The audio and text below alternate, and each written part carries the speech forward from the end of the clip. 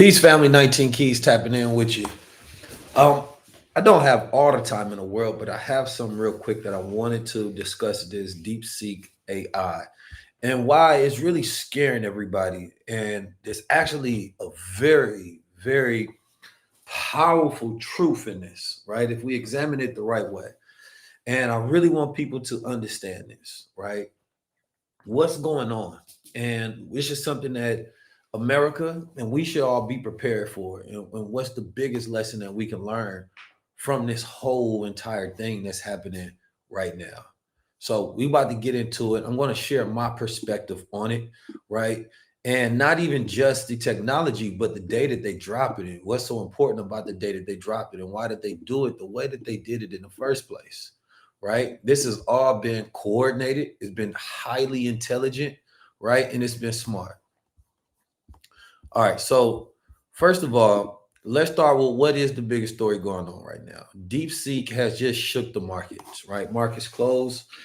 At this point, we've seen a lot of the tech stocks drop. Now, those who follow tech, right, and who are into this world already know that we shouldn't have put too much stock in the American companies. But first, let's back it up and ask ourselves why. America is a very highly capitalist country, of course. Everybody knows this, right? I was on Market Mondays the other day, and we were talking about TikTok, and we were talking about how globalism has shifted the perspective of the youth and how the way that they see the world is different than how we see it or have seen it historically. And what that essentially means is the fact that they're not loyal to American brands, right? The way that they used to be. So it's not that you, and right now, Donald Trump is trying to keep reshoring over here. And that's the reason he's doing all these tariffs. But the reality of it is, Americans want cheaper products that are more efficient. Now, these American tech companies have gotten supremely greedy. There's an old story about Steve Jobs when he was talking about Microsoft. He said, Microsoft has become the McDonald's of technology. He said when their creative team and their department of research and development was at the forefront of the company, they were creating amazing technology. But what happened is they started making so much profit that their financial team and their sales team started to be the ones that hit the company and make decisions. So they plateaued when it came to tech innovation, right? And then that allowed Apple to come in and swoop in with innovative technology. Now, this is the same thing that's currently happening to Apple because it's no longer innovative. People ask about the same type of features that they would like to see Samsung users have, and it seems that American companies just can't listen to their consumers. What they're listening to is their stockholders because they're trying to make more money. So they have a fiduciary duty to do the thing that makes the most amount of money. So most of these companies are driven by greed and capitalism instead of innovation, which is understandable. Once you get to become $1 trillion company, that's what it's driven by, right? More, more, and more. But it's not making it better, better, better. And it's definitely not more efficient whatsoever. So then we look at the reality of this DeepSeek model, right? That was essentially dropped the same day that coincide Trump inauguration. Now, what did Trump do initially to China, right? He put all these restrictions on China, these sanctions, and he tried to do that so that he could slow their innovation, so they won't have access to chips and different things of that nature. And China response right now was to show them, we don't need y'all. We're going to still be able to get it done regardless. Right? And they dropped it to let them symbolically know, like, we playing this game. Don't play with us.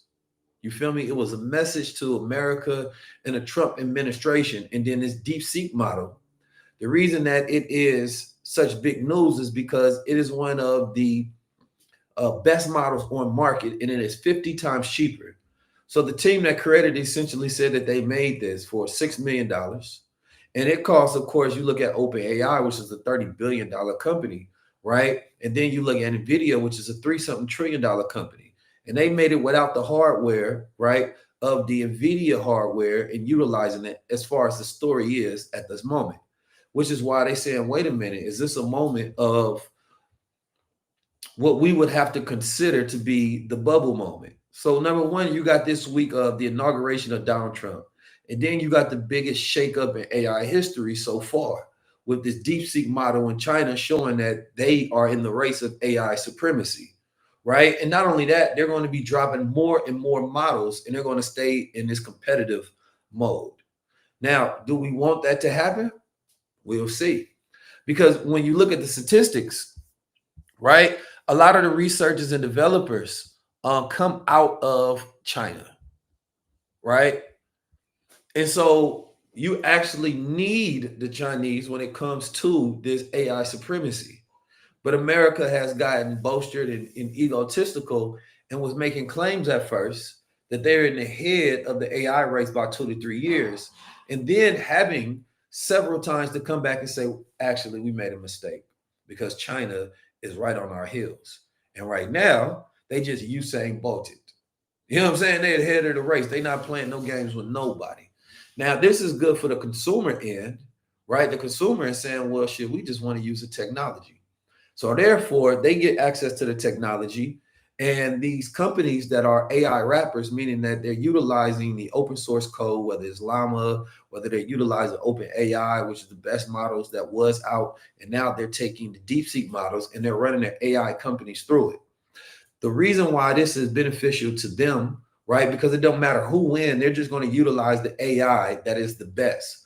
And that's the way that the consumer is going to interface with the AI technology. So being in the AI game right now, right, is a key. In creating SaaS as a product is a huge opportunity for people to get into as this race continues to heat up, right? You have to pay attention to what's going on as this continued to affect the markets.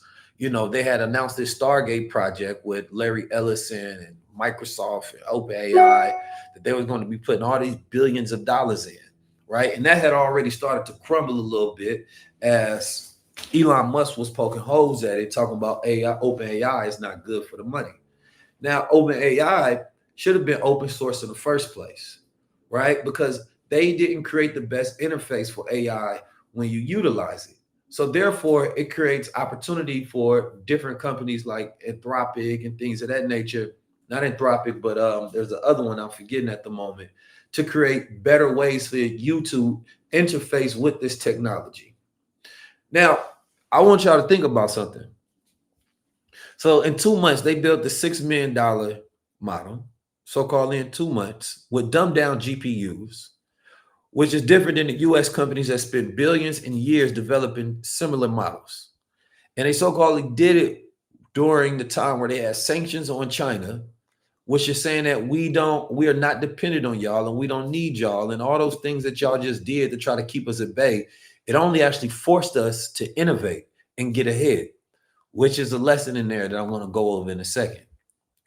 Right. So then you got open source advantage. The market prefers open source. So you got DeepSeek 1 R1, which allows anyone to view, modify, distribute the software. This democratizes the AI development and challenges the proprietary models of the US giants. You know what I mean? Such as NVIDIA, OpenAI, and Claude, right? Over there at Anthropic. And then you got Llama over at Facebook. So this is good for the average person utilizing it, especially because these tools do need to become cheaper. You really want the people in the US to just have open access to it and let the creatives just reign. You don't want to make them too expensive, right? And now that they became too expensive and they was monopolizing these models, people was already figuring out ways to make them cheaper anyway, right? So it's going to come to a point where going directly to OpenAI ain't the key. And then we should have seen OpenAI respond faster, saying that, listen, we already got these super AGI models. We ain't worried about y'all. You feel me? But they ain't got nothing to drop so far. It's like they put out a diss track, China put out a diss track, and we still waiting on the response right now. And we ain't getting no response because China's responded fast and say, man, we ain't need to shoot a video to ours. We ain't need all of that. We just got in there and dropped some bars on y'all, and they was better. So this is the way China has been responding, real gangster like. So, you know, those sanctions that they put on China actually forced them to innovate in areas that they otherwise wouldn't have thought of, right? So they put all these tech sanctions on China to try to curb its rise, which didn't work, right? They failed, and instead China redirected their resources to domestic innovation, which led to the breakthrough of the DeepSeek R1. So unfortunately, American companies are not innovating fast enough, right? Because they're thinking about just capitalizing, right? How many companies and products that you get from American companies, and we like, man, this should be better than this. Why didn't they add this? Why didn't they do this? Right. And a lot of times, because they're not really making with the consumer in mind, right? When I went to CES show, I was talking to everybody about their technology. And the problem was is that they did not know how to explain it to a consumer. They only knew how to explain it to an investor. And then they only had a one or two use cases that I felt like wasn't the greatest utility when you think about how the public can utilize things. And I will communicate to them what I believe this technology is for, and this is the best way to communicate, and their mind would be blown. Right? We're in the era of going direct to consumer. Right? They've been focused on vendors, investors, and creating these models. So they're not making the best when it comes to how we want things to be done and for the use cases that we would utilize this technology for. And of course, capitalism has created so much goddamn greed. We got a question coming in, Robert CEO. It's created so much greed that innovation has been in the back, right? We should have seen Apple, we should have seen Meta, we should have seen Google, we should have seen all of these companies make better products, but they just been focusing on money, money, money, money. So now this is why TikTok gets to create a better algorithm. This is why people are utilizing these Chinese apps and saying, wait a minute, man, I think that their product services are better. Then you got all of this AI, which makes people think about the fact that there's wage suppression and automation and robotics, and you're trying to replace human beings and then decrease the amount of money you can make while increasing the prices of everything. So we're looking for cheaper things. And if they're more efficient, that's two reasons for us to decrease our loyalty and go to a new product that we can utilize. That just makes sense. And at first, Eric Schmidt, he was claiming that the U.S. had 2 to 3 years ahead of China. And by 2024, right, he had to admit, he had said this, and a few months later, he had to come back and say, nope, the companies like Alibaba and Tencent, right, they closing the gap on them. Because everything that America working on, the other countries are working on as well, whether it's quantum computers, whether it's AI, whether it's hardware, chips, the whole thing. The whole goal is to decrease reliance on one supply chain, right? So anytime they start creating these sanctions, all it does is have these countries, right, look at, all right, well, if y'all gonna put sanctions on us, we're gonna focus on innovation inside our country. This is what they call a brain drain starts to happen, where America is not able to attract talent from other countries. And if they can't get the right talent to work on these tech companies, right? And if OpenAI is not getting more people to utilize their technology, then it's not going to start to improve. And they start utilizing DeepSeek instead, then that model starts to improve. So there's a war going on in that front. And then companies and countries rather just say, wait a minute, Africa might come out with a model and say, well, we got our own and ours is better. Because they've been training the African students in Nigeria and things of that nature to code. It might be one that come out of Germany. It might be one that come out in Europe. It might be an AI model for each country, which is the way I've always seen it in the first place. There's no reason to have reliance on one AI model, especially when they get to control censorship, right? And so these sanctions have been backfiring on these countries because they're acting like Americans was the only smart ones. When the reality of it is the East Asians, or the Asians and the East Indians, actually, if we're going based on merit, right? Based on the fields of technology that they're in study in, they're always going to be ahead. So you're always going to need them. That's why a lot of this stuff with the immigration is dangerous. If you want to decrease the HB1 visa, is dangerous because America needs to attract talent, right? But how do you attract that talent? It has to be capital opportunities and a better quality of life that they get here. But if America is not seen for a better quality of life, then it's not going to be attracting the talent, and that has consequential detrimental effects on American innovation. Somebody say, Robert CEO say, we too focused on what we don't have instead of what we got to work with. The lesson is here. We need to focus. We can't focus on fixing problems. I don't know about that last part. You said we can't focus on fixing problems, but I appreciate you. Now, I have the lesson that I'm going to give you all at the end of this, right? Make sure you tapped in to this last part here, and I got to get out of here. So the trade war hasn't worked, right? China trade surplus has reached a record $1 trillion, right? And its global manufacturing has only increased, right? So this trade war, America is losing some of it. We're putting out the marketing that we got ahead of this, but America has been marketing themselves as number one, right? Because that is the whole new refocus of America, make America great again. That means we need to be the best of the best. But the reality is we aren't, and we haven't been in a while, because these companies, they hire all of these dope brains and minds, and they take the innovators and they shove their ideas instead of pushing them out there. So we've been decreasing in innovation in America, and we only roll out what's necessary based on the plans for capitalizing off this technology, because we should actually be way farther ahead. When you go look at the R&D shelves of these companies, you realize that they hired the greatest innovators and inventors, right? They start buying up these companies. And then what happened? Nothing. The patent doesn't go anywhere. The technology doesn't go anywhere. Innovation doesn't go anywhere. So if anything, these American oligarchs, these tech companies, have been stalling American innovation, not pushing it to the forefront. The way you do that is you become an open source company, like China has done with DeepSeek, and you give access to everybody and tell them to build.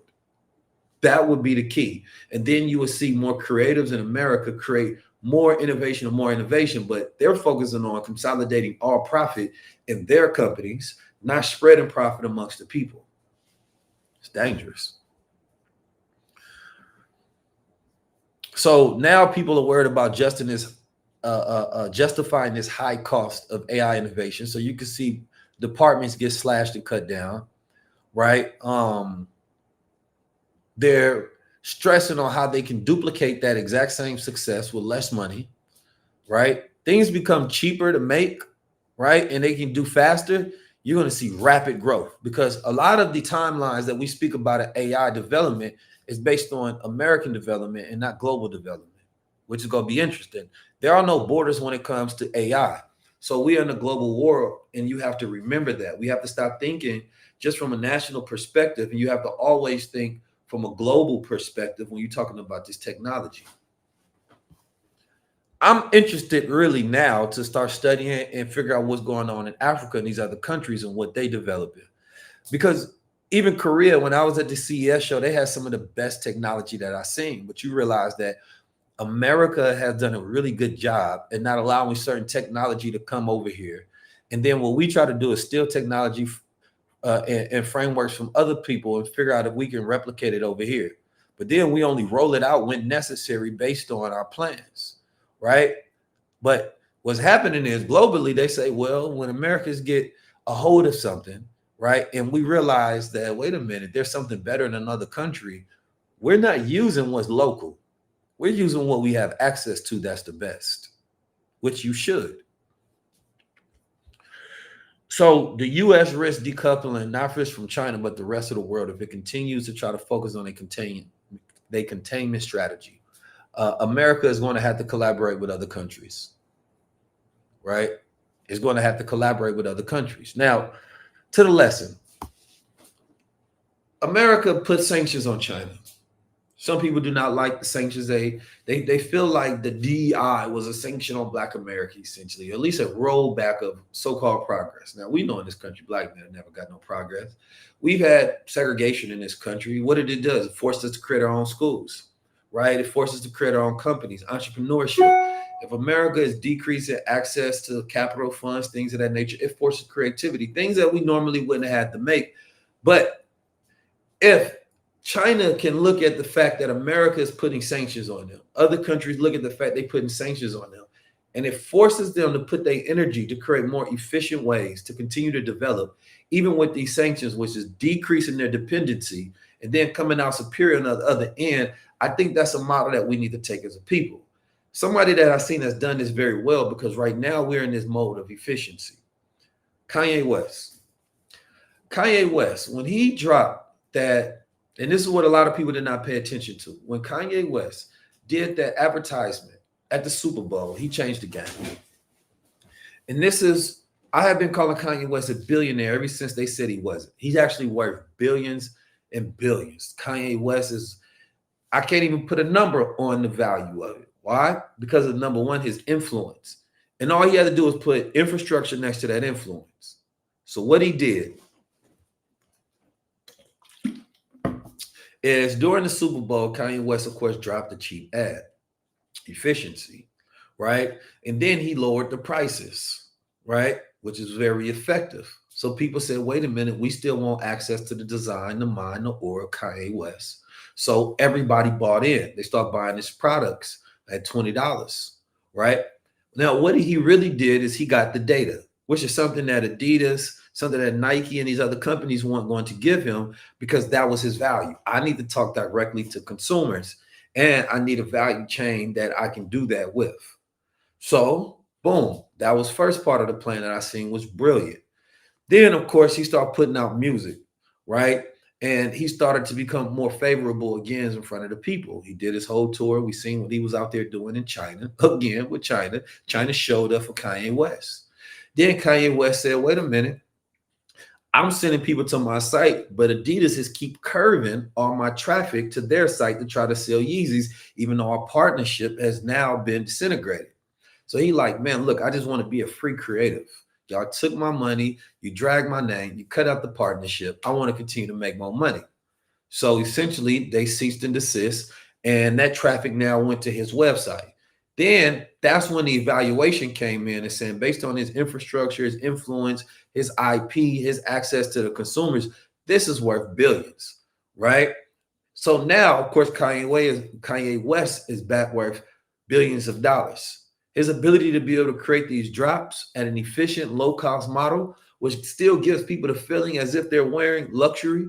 Because what was the difference? He made Adidas luxury, right? He made them hot, and that's been happening for a long time. So this is a powerful thing that you can see as a shift, because the reality of it is that these companies have been paying too much money in the first place, highly inefficient. Media companies that spend millions of dollars to make episodes of shows that don't go nowhere, while we got over 100 plus million views for high level conversations just off my budget alone, right? And I can tell you, it ain't no millions of dollars a show, but we know what the consumer wants, right? So therefore, we was able to be efficient. I look at high level conversations as the DeepSeek of media, right? We get people directly what they want for a much lower cost, much more efficient, and way better. And this is where influence meets infrastructure and democratized access to technology that allows us to be supreme level, right? Efficient.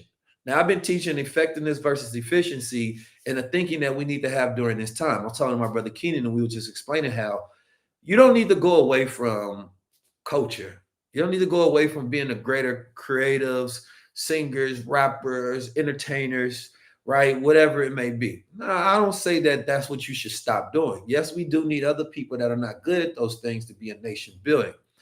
But it's the one area that we actually do control. As the machine mind becomes less and less valuable because we have actual machines to do things, right? The focus and the number one focus right now is like philosophy. Ivy League students, they're taking philosophy, the art of thinking. The human thing is key right now. Human creativity is key. Things machines can't do.